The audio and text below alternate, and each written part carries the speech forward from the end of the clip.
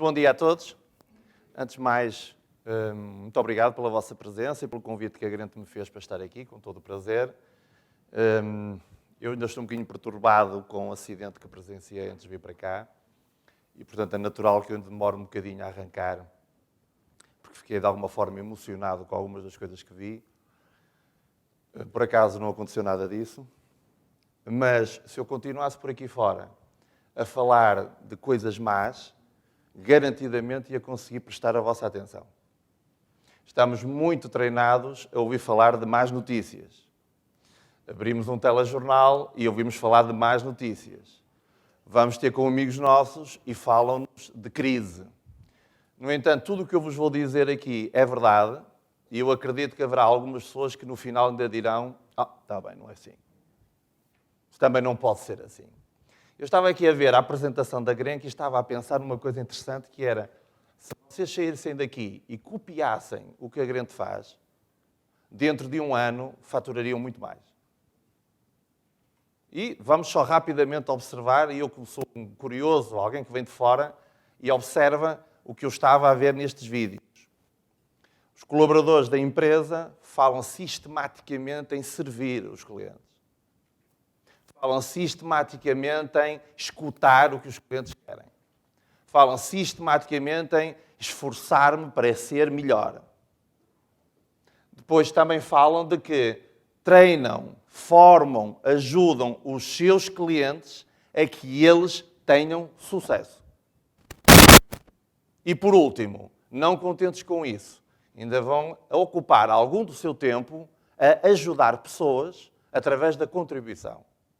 Ou seja, uma lógica de serviço, não uma lógica de lucro imediato. Uma lógica de ajudar os outros a que eles vão mais longe, a que eles consigam ter melhores resultados. E, por último, contribuir socialmente. Eu gostava que os meus amigos e amigas pensassem durante alguns momentos o que é que poderia acontecer na vossa vida e na vida das vossas empresas se fizessem uma coisa que nós conhecemos que é o copy-paste. Eu vou copiar aquilo que outras organizações fazem e têm sucesso e vou fazer paste, colocar dentro da minha organização. O que é que poderia acontecer nas vossas empresas? O que é que poderia acontecer com as vossas equipas? O que é que poderia acontecer com as vossas famílias se vocês fossem copiões? Copiassem. Claro que nós, portugueses, temos alguma dificuldade em copiar porque nós fomos treinados desde crianças a ser proibido de copiar. Eu lembro-me que eu tenho 49 anos, ainda sou do tempo que tinha bolos, davam-me bolos na mão quando eu copiava. Quando nós íamos para um teste, anulavam-nos o teste se fôssemos apanhados a copiar. Então nós somos muito bons a não copiar. Depois, no mundo das empresas, dizem-nos: tu tens de copiar as melhores práticas. Tu tens que fazer o que se sabe que funciona. E muitos dos portugueses estão programados desde pequeninos a inventar. Chamam isso inovação. Mas não é inovação, é não fazer bem as coisas. Então, se nós pegarmos em alguns destes princípios e formos copiões, copiarmos mais, nós vamos ter mais sucesso. Eu não preciso de vos pedir para analisarmos como é que poderíamos fazer uma roda. Porque hoje já sabemos que há N formatos de roda e é copiar. Poderemos copiar e melhorar a seguir. Poderemos ir mais longe do que até a origem de onde nós copiamos. Mas a base do sucesso é copiar. Eu venho de um centro pescatório, portanto, eu sou uma pessoa fruto de um casal em que a minha mãe tinha a 3ª classe incompleta, com 12 anos montou uma empresa. Hoje era impossível, era trabalho infantil. E o meu pai era empregado de escritório de uma fábrica de conservas. Portanto, eu nasci num sítio que cada vez é mais conhecido, se não for por mais nada, pelos relatórios do trânsito, que é a Furada. Trânsito na Ponta Rábida, na Furada. Portanto, quando ouvirem falar disso, já sabem que foi daí que eu nasci. E era um sítio muito interessante, porque bastava na altura eu dizer que era da Furada, que era um centro pescatório, já ninguém me convidava para festa nenhuma. Eu lembro-me de ter chegado hoje, 5º ano de escolaridade, o Adelino, de onde é que é? E eu disse, da Furada. Parecia que tinha um estigma. Então, isso por um lado foi bom porque obrigou-me a treinar algumas competências de resistência, fazer com que não esteja muito preocupado com o nível de aceitação que possa ter, porque eu durante muito tempo não era aceito. Hoje, fruto do trabalho da Câmara Municipal de Gaia, aquilo é, digamos, até temos marina e tudo. Portanto, hoje é completamente diferente. Mas vejam, o facto de ter nascido nesse ambiente deu para perceber algumas coisas que às vezes nós não percebemos. Perceber porque é que há pessoas que têm sucesso, porque é que há pessoas que não têm sucesso, porque é que há pessoas que trabalham tanto e não conseguem melhorar. E às vezes nós encontramos pessoas que parece que tudo o que tocam se converte em ouro. E eu, desde pequenino, me questionava porquê que isso acontece. O que é que eu poderia fazer para aprender, para me programar para o sucesso? A palavra programação assusta muitas pessoas, mas quando nós falamos de mente, programar quer dizer aprender. E o meu papel hoje é, durante o período em que vou estar convosco, de alguma forma programar-vos para vocês terem sucesso. Passar-vos algumas ferramentas que vocês, saindo daqui, façam ou possam fazer a parte mais difícil deste seminário. Aqui vai correr bem, de certeza. Está concebido para correr bem. Agora, quando saírem por aquela porta, vocês vão ter que tomar decisões. E talvez a maior decisão que vocês vão ter que tomar é fazer. Vocês todos conhecem pessoas com muito conhecimento. Pessoas que são autênticos tratados em determinadas áreas. Na área motivacional, têm muito conhecimento. Hoje há muita informação nestas áreas. Se vocês forem para a internet e procurarem a palavra sucesso, não têm tempo suficiente para estudar sucesso. É tanta a informação para ter sucesso que chega a uma altura que nós já nem sabemos por onde é que devemos começar. E quando temos acesso a essa informação, a questão que se coloca é: o que é que eu faço a seguir? Copiar e praticar. Então este humilde servo que está aqui à vossa frente é uma pessoa que o que tem feito na vida é copiar. Vindo de um centro pescatório, comecei por copiar aquilo que eu via nos meus pais. Tentei não copiar alguns maus exemplos de professores. Comecei a copiar bons exemplos de outros professores.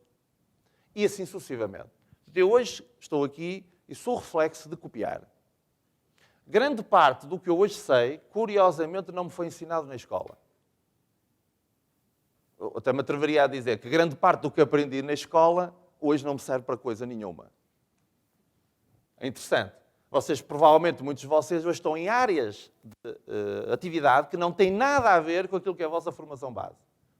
Mas ao terem estado em momentos em que tinham que aprender, obrigou a esticar a vossa mente, a irem mais longe.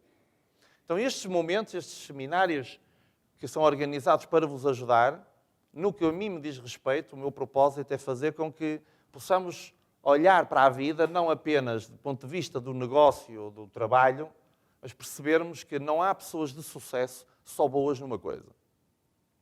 Eu não posso ser uma pessoa de sucesso só boa na minha profissão e depois ser um caos na minha família. Não é sucesso. Uma pessoa de sucesso, ela tem sucesso em múltiplas áreas. Vai haver uma área onde ele é muito melhor do que nas outras, obviamente, mas ele tem que ter uma visão mais abrangente do que é sucesso. E quando nós falamos aqui de contribuir, quando nós falamos aqui em ajudar os outros, quando nós falamos aqui de ter uma lógica de serviço, e provavelmente muitos de vocês estão em negócios em que o serviço é fundamental, em que não tem apenas venda por impulso, em que não quer saber mais do cliente. Aliás, se repararem, há uma tendência hoje no mercado até os negócios de produto evoluírem para serviço. Eu não me interessa apenas que o cliente me compre uma vez, eu quero que o cliente se converta inclusivamente no maior vendedor que eu tenho. Se vocês repararem, praticamente não conhecem um vendedor da Apple. Os vendedores da Apple, e muito bons vendedores, são os clientes Apple. Alguns, ai de vocês, se dizem mal da Apple. Se calham de lhe dizer que uma outra marca é que é melhor, tem um problema no almoço. Parece que defendem a Apple como quem defende o Benfica, o Sporting, o Porto, ou o partido político ou a religião. Ou seja, conseguiram, através de uma marca, de uma empresa, de uma lógica de funcionamento, fazer com que os seus clientes sejam os maiores promotores da marca. Eu diria que isso é o sonho de qualquer empresa. É os clientes chegarem ao ponto de dizerem assim: eu sinto orgulho em usar aquela marca, em trabalhar com aquela empresa. Agora, será que isso é por acaso? O que é que nós temos que fazer para chegarmos ao ponto em que podemos ativar isso nas nossas empresas? Hoje ouvem-me falar de crise, ouvem falar em dificuldade e, como eu costumo dizer, pena não enche barriga. Vocês não vão melhorar se continuarem eternamente a pensar negativamente. Há uma lei muito importante na mente, que é a lei da congruência. Eu dificilmente vou conseguir resultados diferentes daquilo que eu ando a pensar. Muitos dos que estão aqui presentes são líderes das organizações, ou são pessoas que têm cargos de liderança. Vocês são os maiores responsáveis do que acontece nas vossas equipas. E, portanto, quando eu falo para pessoas como vocês, tenho sempre presente que o vosso nível de responsabilidade, tal e qual como o meu, é muito superior ao de outras pessoas. E quando nós temos essa responsabilidade, nós temos que perceber que não podemos cometer tantos erros. Um erro cometido por uma pessoa que não tenha responsabilidade tem um determinado impacto. Um erro cometido pelo Presidente dos Estados Unidos tem um impacto completamente diferente. Então, a liderança, aquela pessoa que influencia, aquela pessoa tem a capacidade de funcionar como o fio condutor, o guia dos outros, tem que perceber a dimensão dessa responsabilidade. E às vezes essa responsabilidade é de tal maneira esmagadora que há pessoas que têm medo de a assumir. Quem é que aqui tem um cargo desse género? De alguma forma, tem pessoas que vos seguem. Muito bem. E quem é que daqui tem uma família? Temos mais líderes na sala. E quem é que daqui tem uma cabeça? Então, vocês perguntarão, como é que eu consigo liderar equipas? Qual é a base? Liderar a minha cabeça. Se nós tomarmos um café lá fora, todos nós vamos compreender rapidamente que se eu for líder de alguma coisa, ou quiser ser, se eu estiver mal, eu vou liderar todo o meu grupo para isso. Se eu estiver desmotivado, lidero toda a minha equipa para a desmotivação. Parece fogo. Eu, de repente, estando desmotivado, espalho fogo, tipo na palma à minha volta. Começa tudo a ficar desmotivado. Chego a casa desmotivado, a família começa a ficar desmotivada. Chego à empresa desmotivado, a empresa começa a ficar desmotivada. Acontece um negócio, fecho um negócio, fico mais contente. Naquele dia parece que começa a ficar tudo mais contente. Nós temos muito mais influência do que parece. Então, eu gostaria de começar pela vossa cabeça. A minha especialidade é trabalhar a cabeça. Eu venho do mundo da informática também, para quem não conhece o meu percurso, durante 11 anos trabalhei numa empresa que alguns conhecem, chamada CPC, naquela casa CPC-IS, uma das empresas do grupo, e um dia chegado à administradora, 3 anos depois de ser administrador, eu disse, não é isto que eu gosto, e demiti-me de administrador e comecei do zero. Por isso, quando às vezes encontro pessoas que mesmo nesta altura dizem Adelino, isto é complicado, tomar decisões, e o indivíduo vai ter que arriscar, se calhar vai correr mal. Eu entendo isso perfeitamente porque durante 3 meses eu não dormia bem, até tomar a decisão. Mas, quando vocês tomam a decisão, ou as decisões, convictos do que estão a fazer, e muitas vezes copiando práticas que outros já utilizaram, vocês têm mais segurança nas decisões. Como eu dizia num workshop anterior, o sucesso é uma probabilidade. Não vos trago garantias de sucesso. Eu trago-vos estratégias para aumentarem a probabilidade. Então vamos começar pela primeira estratégia que o membro de um líder, alguém que pretende comandar, liderar, influenciar o mercado, pessoas, família e a sua própria cabeça, a primeira estratégia que essa pessoa tem que utilizar. E gostava que olhassem um pouco para aquilo que acontece no conjunto de atitudes que nós vamos encontrando à nossa volta. E na parte de baixo temos, eu diria, aquilo que a maior parte das pessoas faz. Reclamam por aquilo que não está a funcionar bem, pelo que não têm, e se vocês lhe perguntarem quais são os teus objetivos, não vos sabem responder. Eu não tenho dados estatísticos sobre isso, mas quase que me atreveria a dizer que são mais de 90% a quantidade das pessoas que reclamam do que está mal, mas não sabem o que querem. E há um pequeno grupo, que são os que estão na parte de cima, que falam-vos de forma estranha. Dizem, agradeço o que tenho e vou para ali. Então vamos comparar. Indivíduos que dizem, isto está mal, o meu chefe devia funcionar de outra maneira, o dono da minha empresa é um incompetente, nem percebo como é que ele chegou onde chegou, os meus clientes não funcionam, a minha equipa é uma cambada de energúmenos porque eu com esta gente não vou a lado nenhum, e por aí fora. Mas vocês perguntam-lhe objetivos para a tua vida, objetivos para o teu departamento, objetivos para a tua empresa. E ele começa a gaguejar. Ele não consegue responder na ponta da língua, nós vamos atingir aquele objetivo. Eu quero dentro de 5 anos estar ali e dentro de 10 anos estar acolá. E um número ainda mais reduzido dos que sabem o que querem dirão, a minha visão é aquela. Há uns anos atrás eu fui convidado para dar uma palestra na Remax, na Madeira, e conheci o maior broker Remax do mundo na altura, que era a Remax Hallmark. De Toronto, no Canadá, faturava na altura mais do que Portugal inteiro. E o índio e os donos, um casal, vieram fazer uma apresentação de como é que eles funcionam. E então a apresentação deles começou por a nossa visão ser o número 1 a nível mundial. Depois vieram dizer o que é que estavam dispostos a fazer para atingir essa visão. E depois falaram de objetivos. A maior parte das pessoas estavam na sala, estavam a olhar para eles e assim, eu não estou a perceber a que propósito é que ele agora veio com isto da visão. Agora veio falar de visão, missão, valores. Bem, se vocês reparassem a quantidade de tempo que eles falaram de valores, e quem não está habituado a isso diz, valores, olha, arranja-me aí alguém que me faça um manual de qualidade, copy-paste, e está a andar. Agora, nós sentarmos-nos para analisar o que vai ser a nossa empresa dentro de X anos, está reservado só às grandes empresas. Eu gostava que vocês pensassem de forma diferente. Se está reservado às grandes empresas, não será que as grandes empresas pensam dessa maneira?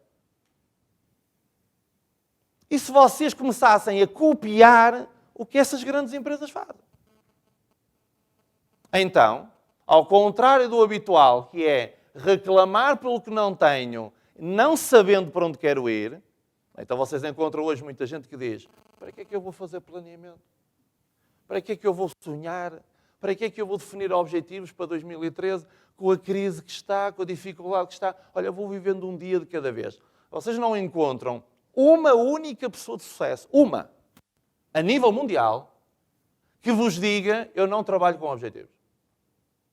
Eu vou repetir, não há um caso de sucesso, de alguém que não trabalhe com objetivos. Então isto dá que pensar. Se eu não trabalho com objetivos, eu estou condenado a fracassar. As pessoas de sucesso, as empresas de sucesso, os empresários de sucesso, têm objetivos. Então, quando saírem desta porta, provavelmente alguns não vão almoçar hoje, porque vão se sentar a escrever objetivos. Nós, sendo portugueses, temos uma capacidade completamente diferente de outros povos, vamos conseguir escrever isso a comer. A primeira parte era para americanos que não conseguem fazer duas coisas ao mesmo tempo. Nós conseguimos estar a comer e estar até num guardanapo a escrever objetivos. Somos outro povo diferente. Então, mudança de paradigma. Deixar de reclamar tanto, e vejam que o facto de eu mudar esta atitude não faz com que desapareçam os problemas. Mas eu vou passar a olhar para eles de uma forma diferente. Aquilo que eu dizia quando eu cheguei, se eu continuasse naquele registro, eu lembro de uma vez ter feito isto numa palestra na Expo Nord, estavam 900 pessoas, e copiei exatamente o que fiz de manhã, logo que cheguei, e passado algum tempo já ouvia na sala, havia pessoas que pareciam que estavam a ver o filme. Eu não os quis traumatizar, não entrei em detalhes, que entrei da outra vez.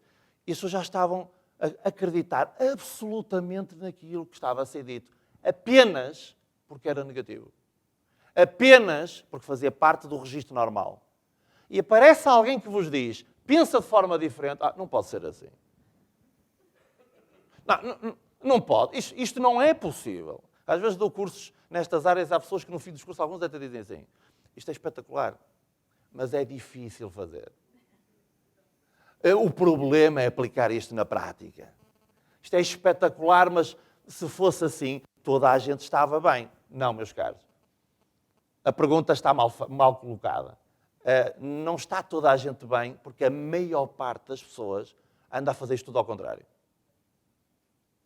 Vocês querem vender mais? Experimentem passar a vida a reclamar ou a dizer amém com as reclamações dos vossos clientes. E não vai demorar muito tempo. Ele que até estava a pensar eventualmente comprar, sai da fase de medo para a fase de pânico e não compra nada. Vocês tiveram, durante muitos anos, os mídia em Portugal a alimentar a parte de baixo. Hoje, há despedidos dos mídia. Hoje, eles não vendem publicidade. Hoje, oferecem-vos por 4.000 euros a primeira página de uma revista top de grande circulação e ainda vos oferecem 4 páginas lá dentro com cobertura fotográfica. Esganados completamente. Porque alimentaram no mercado uma lógica de está mal. O empresário diz assim, se está mal, eu não vou investir em publicidade. Se isto vamos a caminho do terror ou da bancarrota, não há nada a fazer. Bem, se aceleram no processo, eu até já tiro o dinheiro dos bancos. Até se faz capa de primeira página de uma revista, houve 5 que tiraram o dinheiro todo dos bancos. Espetacular. 10 milhões, 5. Não dizem, há 5 que transcenderam as dificuldades. 5 que foram além das dificuldades. 5 que estão a fazer muito mais do que o que lhes é pedido. 5 que estão a dar ao seu país muito mais do que o que ele lhes tem dado. 5 que estão com medo. Notícia de primeira página. Então eu quero trazer-vos aqui novas primeiras páginas. Quando vocês forem falar com os vossos clientes e eles porventura vos falarem da parte de baixo, e eventualmente quanto mais falam da parte de baixo, mais problemas têm, mais dificuldades têm, os meus amigos vão ser o porta-voz da esperança. Não vão discutir com eles, vão dizer, eu compreendo, mas repare, eu agradeço o que tenho e nós vamos para ali. E vamos bailar de outra forma, vamos falar de outra forma. Experimentem junto às vossas empresas, e eu quero-vos dizer que isto, à primeira vista, pode parecer um pouco difícil. Tantos anos as pessoas treinadas a falar mal, como é que de um momento para o outro iam mudar? Não mudam de um momento para o outro. Vocês vão ter que ter uma coisa que todos vocês já ouviram falar, chamada persistência. Eu vou ter que insistir, persistir até conseguir. Eu lembro há uns anos, quando eu começava a falar com algumas pessoas que diziam, então Adelino, está tudo bem contigo? Excelente e a melhorar.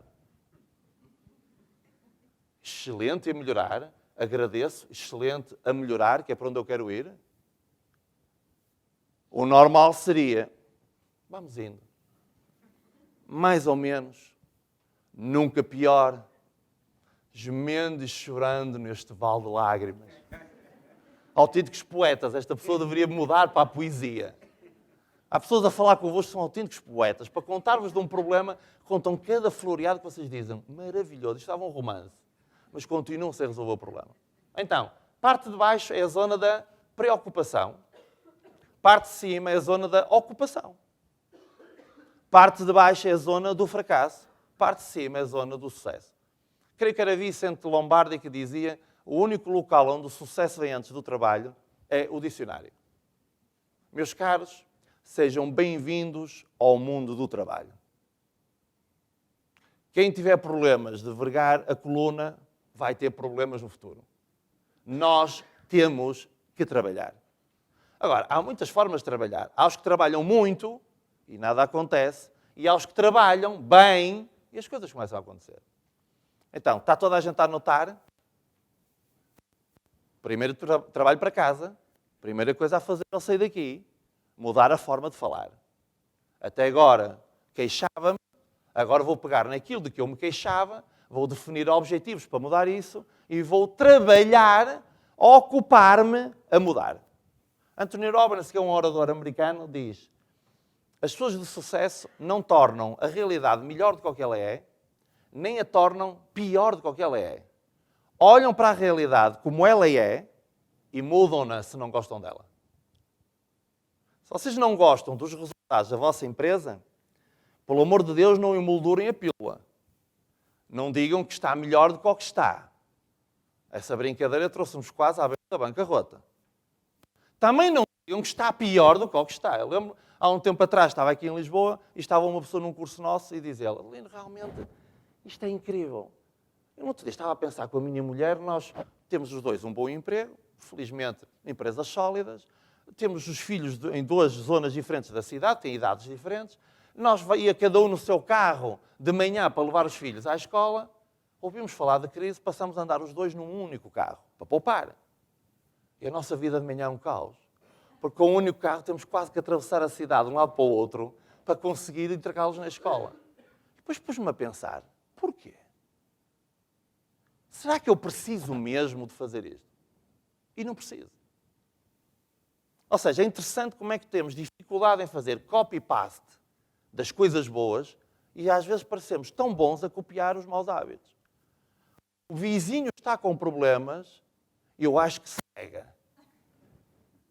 Eu estou bem, mas tenho medo que corra tão bem. Vocês encontram pessoas que dizem, a nossa empresa está a correr tão bem, até me assusta, porque não pode correr tão bem tanto tempo. E se porventura alguma vez que corre mal, diz, uma desgraça nunca vem só, deve vir mal a seguir.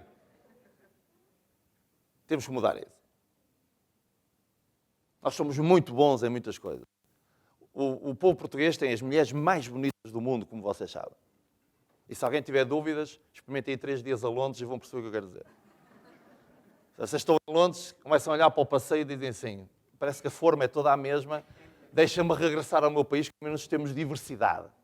E temos também a sorte, e é uma sorte para as mulheres portuguesas, estarem rodeadas dos homens mais inteligentes que há à superfície da Terra. Como é evidente. Portanto, com uma mistura destas, que é musas inspiradoras para pessoas inteligentes, não há razão nenhuma para passarmos dificuldade. Se nós andamos a passar dificuldade, é porque andamos a fazer alguma coisa menos bem. Então, mudança na forma de falar, e eu vou repetir isto várias vezes. Este trabalho hoje convosco é mais um trabalho de orientação para a zona prática, para vocês terem resultados, do que apenas vos vir motivar por fora, porque eu quero que vocês atinjam o pico da motivação. O pico da motivação num ser humano chama-se certeza absoluta. O pico da motivação num ser humano não é pô-lo aos saltos para ele fazer de conta que está alegre e 2 dias depois ele está pior do que o que estava. Motivação máxima é certeza absoluta. Vocês viram recentemente a entrevista do Mourinho, ele diz-vos uma coisa muito interessante. O que motiva vem de dentro. Nós chamamos técnica de motivação intrínseca, vem de dentro. Eu sei o que vai acontecer. Eu sei o que quero na vida. Se a pessoa não tiver isto dentro dela, por mais que abanem do lado de fora, aquilo só dura pouco tempo. Então é isto que nós temos que investir. Saber o que é que eu quero, trabalharem com os vossos clientes para os ajudar a eles descobrirem isto. Porque todos eles, em algum momento, já tiveram isso. Quando alguém montou uma empresa, naquele momento tem isto. Ou o sonho dele pode ter a ver com resolver um problema, ou o sonho dele pode ter a ver com alcançar algo que nunca teve. Mas ele tem isso, é isso que o faz. Tomar decisões, montar uma empresa. Só que isso às vezes perde-se ao longo do tempo. As pessoas têm tantas dificuldades que começam a perder o foco, o norte, e começam a achar que a vida já não vale a pena. E quando a liderança deixa de acreditar, a empresa vai ao charco. Então os vossos clientes, os colaboradores que estão nos balcões dos vossos clientes, os recepcionistas que vocês encontram em alguns edifícios, que estão com uma cara de enterro, a pessoa do banco que vos atende, que às vezes temos que os abanar, eu às vezes vou entregar dinheiro a um banco, não digo qual é, porque senão eles matam, e segunda de manhã, sim, bom dia, eu às vezes tenho que brincar com a menina para animá-la. Tenho que lhe dizer, a menina deixou cair. Ela põe-se à procura. O sorriso. Os correios vão aos correios, às vezes são recebidos com pessoas com uma cara de tacho. Universidades, pessoas com um profundo conhecimento, ouvimos-los a falar em alguns auditórios. Meu Deus, ele está pior que o Deus me livre. Ele nem sequer acredita no que está a dizer. Políticos. Ui, é melhor não ir por aí. Ou seja, nós olhamos assim, porque eles não têm chama. Falta-lhes ali qualquer coisa. E, portanto, muitas vezes o nosso papel é fazer uma coisa tão simples que é fazer com que a pessoa, mudando a forma como fala, comece a ver o mundo de outra maneira. Se as pessoas acreditarem no futuro, elas vão apostar no presente. Há uma frase de um autor que diz, quem tem crença no futuro tem força no presente. Quando eu deixo de acreditar no futuro, perco a força. Eu era capaz de ir à mais alta das montanhas e ao mais profundo dos oceanos pela minha amada. Mas se deixo de a amar, nem sequer vou ali ao quarteirão do vizinho. Não tenho força para trabalhar. Então, quando nós encontramos empresários, quadros superiores, pessoas que deveriam agradecer todos os dias o que têm, pessoas que ganham fortunas, que têm dinheiro, que se não fizessem mais nada, bastava pegar nas economias que tinham e nunca teriam problemas. E olhamos para eles tristes. Tristes, desanimados. Pessoas que já realizaram coisas extraordinárias, conseguiram coisas incríveis na sua vida e estão desanimados. Uma vez fui convidado para dar uma palestra para pessoas que estão ligadas à Igreja Católica, eu também sou católico, e então a pessoa que os liderava disse: Adelino, precisava que você fosse lá dar-lhes uma palavrinha, a ver se os anima. E eu entro lá e vejo jovens católicos, desanimados. Vocês nem queiram saber o que foi aquela palestra. Foi descaixa pessegueiro. Eu disse: como é que vocês estão a ser liderados por um caramelo que com 12 indivíduos mudou o mundo e vocês ainda têm dúvidas?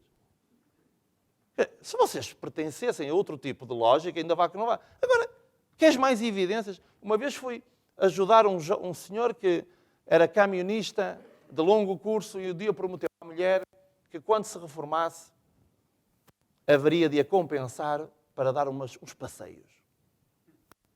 Está a colher umas cerejas, cai abaixo e fica tetraplégico.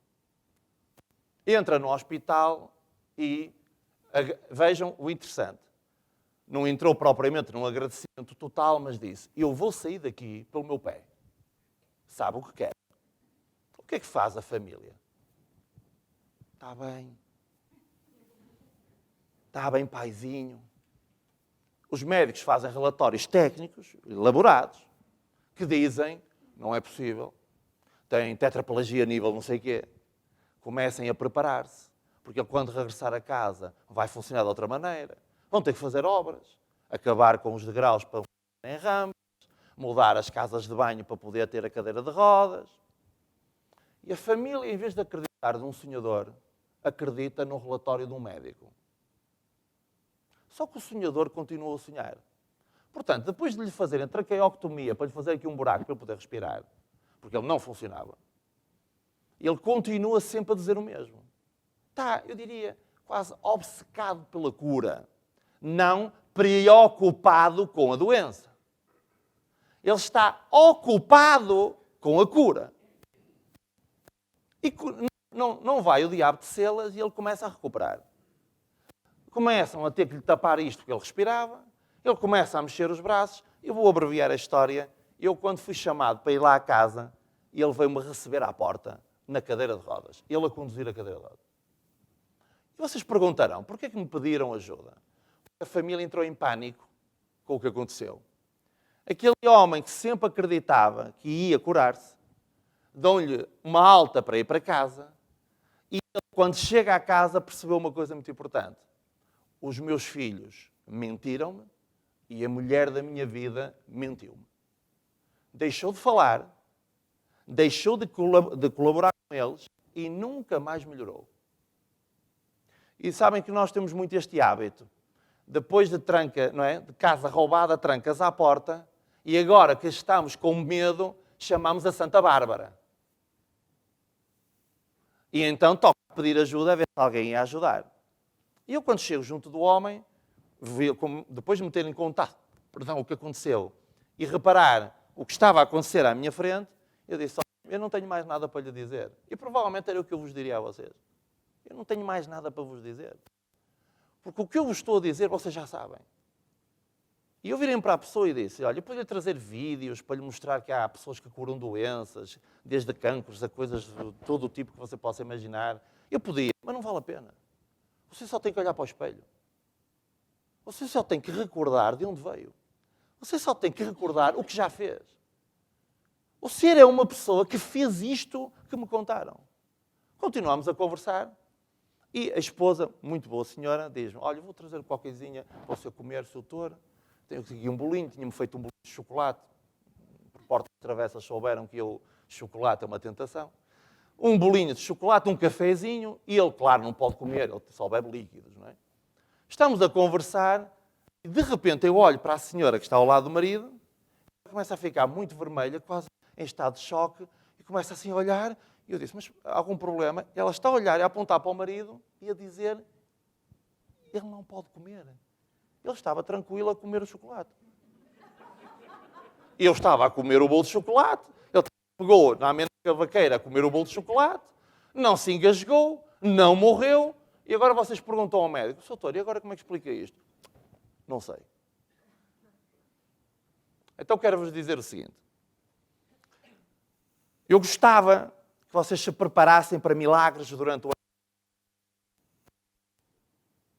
E os milagres nunca acontecem aos da parte de baixo. Os milagres acontecem aos que estão na parte de cima. Se vocês querem um milagre de alguns dos vossos clientes pagarem, não vão conseguir com a parte de baixo. Vão conseguir com a parte de cima. Se este homem tivesse entrado no hospital e se tivesse programado de que não tem hipótese, provavelmente estava morto. E foi difícil para a própria família acreditar no pai e no marido. Acreditou em desconhecidos. Então vocês vão encontrar coisas interessantes nas famílias das pessoas. São incapazes, alguns, de acreditar no próprio filho, mas acreditam no Paulo Bento. São incapazes de reconhecer o próprio filho, mas reconhecem um jogador que não conhecem. São incapazes de sentir emoção, vibração pela sua vida, mas sentem emoção pelo meu Sporting, pelo meu Porto, pelo meu Benfica, pelo meu Belenenses. Ai, aquilo enche-me o coração. Vocês têm que me explicar isto porque eu sou marciano. Eu não percebo como é que tu és capaz de me dizer que sentes mais vibração com 11 caramelos atrás de uma bola a tirá-la contra uma rede do que com a tua mulher, o teu marido, os teus filhos, os teus colaboradores e os teus clientes. Eu sou um marciano, não te entendo. E não te entendo eu e o teu cérebro não te entende. Vocês, às vezes, queixam-se de ter colaboradores que não dão o máximo. Será que vibram com eles com a mesma intensidade com que vibram com os jogadores de uma equipa de futebol? Será que vocês, com o mesmo orgulho com que tocam o hino... Olhem, até vos digo, vocês têm um hino da vossa empresa? Vocês têm uma bandeira da vossa empresa? A vossa empresa tem um logotipo para unir as pessoas numa imagem comum? Para que as pessoas tenham até orgulho em pôr um pino aqui na lapela e dizer eu sou o X, eu tenho orgulho em pertencer a este grupo?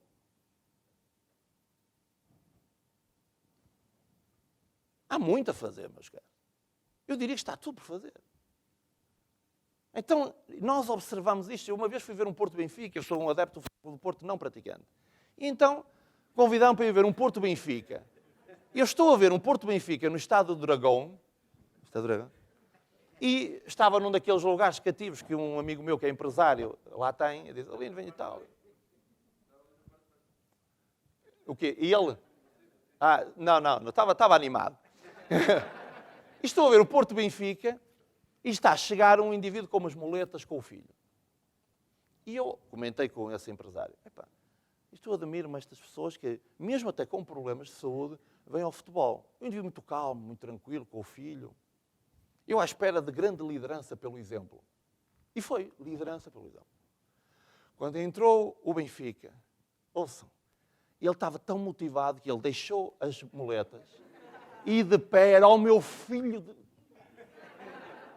Quando entrou o Jorge Jesus, foi um Deus que me acuda. E eu estava a olhar. E o filho olhava para o pai. Certo? Portanto, estão a imaginar, e eu que sou diretor comercial, entro dentro daquela empresa, segunda-feira de manhã, e entro por aí fora, esta vai ser a melhor semana que nós temos. Alguns diriam, ele chutou para a veia, só pode. Ou será que o diretor comercial entra e diz, bom dia, vou tomar um cafezinho, senão não funciona. Tens aí o jornal de hoje, chamei as notícias. Eu vi, na empresa onde eu trabalhei, um diretor a ler o jornal na frente de toda a gente. Claro, nós chegamos a administradores em 7 anos e ele continua o diretor. Porque às vezes os donos das empresas parece que não vêm, mas vêm. É como quando o indivíduo dá aulas na universidade. Eu quando andava na universidade como estudante, de vez em quando copiava, muito raramente. E quando fui dar aulas, fiz vigilância de exames. E foi nessa altura que eu vi e passei a reconhecer os professores que tive. Porque eles viram tudo. E foram pacientes connosco e deixaram-nos copiar. E nós vemos tudo. E vocês às vezes questionam-se como é que alguém vê e não toma decisões? Porque lhe faltam alternativas. Porque falta algo melhor. E se calhar a alternativa está lá dentro e a pessoa que é a alternativa tem medo de se assumir. Tem medo de dizer, eu tenho um sonho de ir mais longe dentro desta empresa. Eu quero mais da minha vida. Eu quero ir mais longe com a minha família. E estou a demonstrá-lo por palavras e por atos. E, portanto, quando vocês olham e porventura não veem essas alternativas, aguardam. Que é um erro também, mas isso acontece. Então nós temos muito mais importância do que parece. Qualquer um dos presentes. Vocês podem perfeitamente crescer e têm inclusivamente uma vantagem, é que tudo no universo está feito para crescer. Se vocês pegarem e lançarem umas sementes à terra, vão ver, nem todas vingam, obviamente. Mas muitas vingam. E às vezes sem terem muito cuidado com a planta. Está tudo feito para crescer. Se vocês não crescem como pessoas, se não crescem como equipa, como família, como empresa, estão a fazer asneira. Eu às vezes ponho-me a pensar nisso, até na minha própria empresa. Será que eu não estou a ser um bloqueio ao desenvolvimento da empresa? Eu olho para pessoas que têm ambição. Será que eu não estou a bloquear essas pessoas? Será que eu às vezes não sou a maior fonte que impede os que verdadeiramente querem desenvolver-se de se desenvolver? Será que nós, como país, estamos a estimular os que querem trabalhar e querem desenvolver-se? Ou estamos a criar-lhes bloqueios para eles se desenvolverem? Então, esta é uma reflexão que eu gostava que vocês fizessem e, como primeira sugestão de trabalho para casa, saindo daqui, podem já começar aqui dentro, inclusivamente, mas saindo daqui, começarem a prestar atenção à forma como falam. E a prestar atenção à forma como falam convosco. Algumas dicas que vos podem ajudar. Quando alguém for muito determinado em dizer o que está mal, e está muito complicado, podem fazer uma coisa muito simples, que é acrescentar a palavra ainda. Ainda. Isto está complicadíssimo. Ainda. Eu não consigo fazer isto. Ainda. Já deu para sentirem que quando vocês dizem eu não consigo, ainda, geraram uma dúvida no cérebro. O cérebro diz assim, ainda, logo, pode vir a acontecer. Eu não consigo, ainda, logo, posso vir a conseguir. Vocês vão encontrar pessoas que dizem, já falei com toda a gente, ninguém quer isto. Ainda. Já falei com toda a gente, às vezes até brinco, toda a gente, 7 mil milhões de pessoas. Tu és mesmo muito bom. Rapidíssimo. Falei com todas as empresas aqui à volta, ninguém quer isto. Todas? Quantas? Dá-me lá o número. Vocês vão ver que anda muito próximo do 10 e do 12. É uma coisa impressionante. Todas. Falei com toda a gente, 10 ou 12 pessoas. Já não aguento mais. Eu não fui feito para vender. Com quantas pessoas falaste? Toda a gente. Ninguém me quer comprar. Toda. 7 mil milhões. Como é que trata os chineses? Tem corrido bem com os chineses? Parece que os russos compram tudo o que é ocidental. Tecnologia ocidental, eles compram tudo, pagam fortunas. Já falaste com os russos? Adelino, mas no sítio onde eu vivo é complicado. No sítio onde tu vives, onde é que tu vives? É que se tu vives no mesmo planeta que eu, tens uma coisa chamada internet, que te permite falar com toda a gente. Nós, na minha empresa, nós vendemos para 20 países. Via internet. Eu fico admirado como é que há empresas que nem sequer têm uma paginazinha de borla na internet. Porque nós hoje falamos com uma pessoa e diz António Joaquim. O que é que nós fazemos? Google, António Joaquim. Que informação é que existe sobre ele? Portanto, ouvem falar da vossa empresa, não acham que as pessoas vão ao Google à procura dela e veem lá, página em construção. Certo? Copyright em baixo, 1998. Ora bem, o meu inconsciente percebe logo isto. Se estes caramelos ainda nem tiveram tempo para tratar da montra, eu estou mesmo a imaginar o que é que vão fazer aos meus projetos. Isso não é relevante, isso depois a gente trata. A malta de software deixa sempre isto para o fim. Não é relevante. Pois, é interessante, porque não sendo relevante é onde as pessoas vão à procura. Então vocês hoje vão ter que estar em coisas inimagináveis há uns anos atrás. Vão ter que estar nas redes sociais. Vão ter que estar nos Facebooks, LinkedIn, Xings e o Diabo 4. Vocês vão ter que estar em plataformas eletrónicas. Eu não sei quem é que vão ter que vos ajude, mas vão ter que ter. Ou fazem outsourcing, contratam, ou têm expertise dentro de vocês. Não façam como um administrador que eu conheci de uma empresa que dizia, eu não sou pago para trabalhar com computadores. E um dia o presidente do conselho de administração dessa empresa precisava de introduzir o correio eletrónico lá dentro e a malta não alinhava naquilo. E falou connosco. Como é que isto não podia fazer? Eu disse, olha, só há uma maneira. Obrigue-os. Obrigue-os. Como sabem, as empresas não são exatamente uma democracia. Tem ali umas zonas cinzentas onde o obrigar ajuda muito. E uma das formas de obrigar, isto era um instituto público, ainda por cima, em que muitos dos diretores estavam por nomeação, em comissão de serviço, com não sei quantas regalias extra, e o PCA, o Presidente do Conselho de Administração, tem um poder inimaginável. Porque ele não gosta da vossa cara. Remete-vos à procedência e vocês perderam logo. Carro com chofer, ajudas de custo, voltam a ser o empregado que eram antes. Então o que é que o Presidente do Conselho de Administração faz? Convoca todos os diretores para uma reunião de ponto de situação via mail. Claro, houve um que nunca nem ligava ao computador, foi para Bruxelas fazer não sei o quê, o outro foi não sei para onde, e no dia a seguir, isto combinado connosco, não é? Ele chama-os ao gabinete a dizer, onde é que o senhor esteve que faltou à reunião? Sr. Presidente, faltou à reunião? Não, mas eu não soube nada. Mas mandou-me alguma ordem de serviço? Estava habituado ao papel. Não, mandei por mail. Bem, passou do eu não sou pago para usar computador a quase de hora em hora a ver se vinha algum mail. Funciona, meus caros. Não percam tanto tempo a dar... As lições de moral deixem para mim. Não percam tanto tempo a dar lições de moral. Façam. Não cheguem lá e darem lições de moral aos vossos vendedores para passarem a falar de uma forma mais positiva. Falem. Não cheguem a casa a dar lições de moral aos vossos filhos para estudarem mais. Estudem à frente deles. Não cheguem a casa a dizer aos vossos filhos, tu tens que ler, pá. Tu tens que ler, é muito importante ler.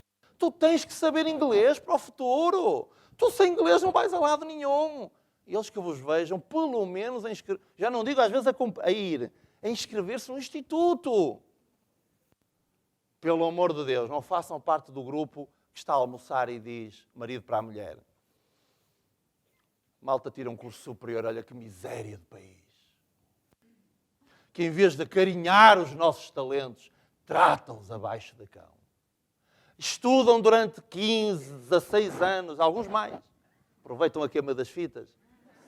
E tantos anos a queimar pestanas para chegar ao fim e não ter emprego. E está a criança de 6 anos a ouvir a conversa ao almoço. E obviamente depois desta comunicação vinda da sua liderança, segundo a qual não vale a pena estudar porque vais terminar no desemprego, a criança, sendo inteligente, diz, bem, eu vou para a PlayStation. E a liderança diz, para onde é que tu vais? Vou jogar. Eu tenho um sonho, quero fazer software de jogos. Tirar a licenciatura não vale a pena, porque pelo que tu dizes, ele não diz isto, claro, ele pensa. Pelo que tu dizes, não vale a pena estudar. Vai estudar. E ele não percebe. Vai ler. E ele não lê. Eu tive a sorte de aprender no terreno com pessoas, um deles é uma pessoa que eu reconheço muito, o engenheiro Queiroz Machado, um dos donos do grupo CPC, que fazia coisas impressionantes. Estamos em Lisboa, vamos ali almoçar às Amoreiras. livraria. Livro sobre C++, sobre não sei o quê, sobre não sei quais. Comprava, trazia. Isso, engenheiro, esse livro é espetacular. Dá para eu ler isso? Primeiro leio eu. Acham que ele leu o livro todo de C++. Nem eu li, quanto mais ele. Eu cheguei a dar uma aula na universidade de C, que eu nem sequer tinha lido linguagem em C, aprendi a dar aula. Ou seja, acham que... Mas ele fazia uma coisa interessante. Dava exemplo. Eu compro livros e vocês vêm-me a comprar. Interessante. Nunca nos deu um workshop sobre isso. Quando eu cheguei a administrador, eu pegava em pessoas, os project managers das minhas equipas, e vinhamos a Lisboa e vinha eu. Armava-me em Queiroz Machado. Tinha cartão Visa que podia usar. Qual é o livro que eu vou comprar? Odelino, posso ver? Vou ver primeiro.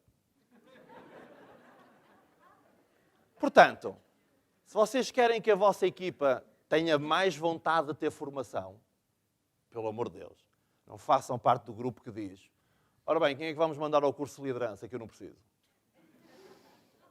Eu sou um indivíduo que sei muito. Um workshop de borla sobre marketing, não preciso. Redes sociais, não preciso. Quem é que vai lá? Façam ao contrário. Eu vou primeiro, eu aprendo primeiro, eu faço primeiro. Querem que os filhos leiam? Que vos vejam a ler. Querem que a vossa equipa de vendedores, que são dos mais resistentes para ler, leiam? Criem um clube do livro lá dentro. Ponham uns livrinhos dentro da empresa. Eles até podem requisitar e levar para casa. E vocês vão ver uma transformação brutal dentro da vossa organização. Porque a competência está sempre ligada ao aprender. Vocês não conseguem ser competentes sem aprender. Se vocês não gostarem de aprender, nunca terão competência. Serão sempre uns desenrascados. Para nós desenvolvermos as organizações, nós temos que aprender. E as pessoas aprendem porque vos veem aprender. Os vossos filhos aprendem porque vos veem aprender. Aprendem logo o que vos veem a pegar num livro? Claro que não. Mas se vocês forem persistentes e continuarem sistematicamente a fazer a coisa certa, e porquê é que fazem a coisa certa? Meus caros, porque o Bill Gates não tinha curso superior e aprendia, lia muito. O Steve Jobs não tinha curso superior e aprendia, e lia muito. Muito do que as vossas empresas sabem, não aprenderam em curso nenhum. Aprenderam fazendo as coisas. E às vezes as organizações desperdiçam todo o conhecimento. Entra uma pessoa que aprendeu, vocês deixam-no ir embora, perderam aquele conhecimento. Entra uma pessoa nova que é novo na matéria, não percebe daquilo e perderam-se anos de investimento nas pessoas. Eu admiro-me às vezes como é que as pessoas não fazem cálculos às coisas. Eu, no setor em que eu estou, admiro-me pessoas que mandam equipas suas tirar cursos e não verificam se o que aprenderam está a ser aplicado. Mandam vendedores a tirar cursos de técnicas de vendas, de PNL nas vendas, de coaching nas vendas, o que vocês quiserem, e não tratam de saber o que aprenderam, o que é que aprenderam e como é que aplicam na prática. São péssimos gestores estas pessoas. Isto com acionistas a sério, estes administradores eram postos na rua na hora. Porque está a destruir o dinheiro que estamos a investir na coisa mais importante que é o conhecimento. Eu vou tirar um curso e não aplico o que aprendo. Eu compro um livro e não aplico o que leio. Então eu não estou a investir, estou a gastar dinheiro. Estou a destruir o capital da empresa. Temos que acordar para isto. Se uma coisa tão complexa como é o conhecimento devia ser acarinhada. Nós devíamos dar valor ao conhecimento. O que é que fazem os grandes povos? Valor ao conhecimento. O que é que fazem os do norte da Europa? Pessoas de uma determinada idade são consultores das empresas. O que é que andamos a fazer em muitos casos? Estamos fora o conhecimento e contratamos malta nova, porque só estamos a olhar para o custo, não estamos a olhar para o conhecimento. E vai sair, e o que é barato vai ser muito caro. Percebamos isto. Há pessoas que se demitem do seu próprio conhecimento. Empresários que criaram uma empresa demitem-se de estar junto da empresa. Afastam-se da empresa. E nessa altura vão perceber que eles eram a empresa.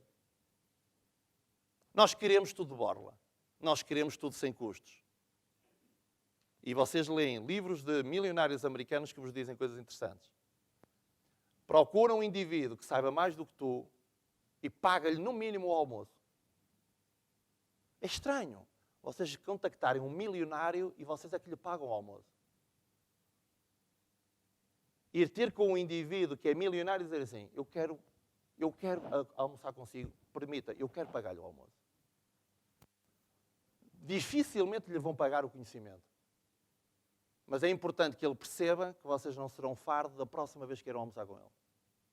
E é muito importante que ele perceba que estar convosco é bom para ele. Então nós temos que mudar este paradigma dentro das organizações. E, infelizmente, eu ainda não vejo um número suficiente de empresas a fazer isso. Curiosamente, aqui está-se a fazer isso. Se vocês repararem, eu gostaria de voltar, antes de nós terminarmos para intervalo, àquilo que foi o início. O que é que está aqui a ser feito? Porquê que a Grenke cresce? Porquê é que ela evolui? Porque está a investir em conhecimento. Não está apenas a investir em paredes, não está apenas a investir em coisas materiais, está a investir em conhecimento. Se vocês interiorizarem isso na vossa vida pessoal, lerem mais, estudarem mais, eu tenho objetivos, este ano vou superar o meu objetivo anual, todos os anos tiro um curso diferente. Este ano vou tirar o segundo curso. Em maio vou à Itália tirar um curso. Todos os anos tiro um curso. Áreas novas que eu possa aprender. Invisto nesse conhecimento. Em minha casa havia um livro, que era a Bíblia, e um livro que era Cura de Doenças utilizando plantas. Era o que havia em minha casa. Hoje eu tenho uma biblioteca, uma discoteca, porque tenho CDs americanos que vêm no seu programa. Eu aprendi inglês pela televisão. E só depois fui para um instituto para poder ter acesso ao conhecimento. Porque não havia nada disto em português, na altura. Então era tudo em inglês. E eu precisava de aprender aquilo, eu tive que aprender inglês. Se vocês saírem daqui hoje com esta nova forma de funcionar, vocês vão mudar completamente a vossa vida pessoal e a vida das vossas organizações. E porque vão fazer com que se dupliquem nos vossos clientes. Porque um dia um cliente vai chegar junto de vocês e vai dizer, desculpa-me lá, o que é que tu aconteceu? Eu via-te às vezes um bocadinho macambuzo e preocupado, tu agora estás com um power. Alguns dizem-me isto, Adelino, onde é que você tem o power todo? Não, hoje levantei-me às 5 da manhã para estar aqui. Vim do Porto. Vim a conduzir, a ouvir um bocado de música, depois pus um CD do Robert Kiyosaki para aprender coisas de caramelos americanos, depois aquilo chateou-me, voltei à música, sempre a bombar. Cheguei, eram 8h30. De manhã abri as janelas, ouvir os passarinhos que estavam lá fora às 5 da manhã, que é espetacular. Eu não te dizer assim, mas tu ontem deitaste à 1 da manhã, acordas às 5 da manhã, de onde é que tu vem essa energia toda? E não tive que tomar 20 cafés para funcionar. Essa energia vem de vocês terem um sonho. E tenho 49, alguns dizem, com 50 anos já é um indivíduo velhote. Qual velhote, qualquer apoça, pá. 49 é 9 fora 4, estamos mesmo a começar. Então, se vermos isto, não é nada transcendente, qualquer um dos presentes pode fazer isto. Então, nós iremos fazer agora um intervalo e antes de avançarmos para o intervalo, creio que virá aqui alguém para fazer um anúncio e gostaria que vocês ficassem com essa mensagem. Primeira ferramenta que eu hoje vos trago, praticarem uma nova forma de falar, uma nova forma de agir, para que as pessoas, olhando para vocês, vejam em vocês o exemplo daquilo que eles gostariam de ser. Muito obrigado, até já. Obrigada, Daniel.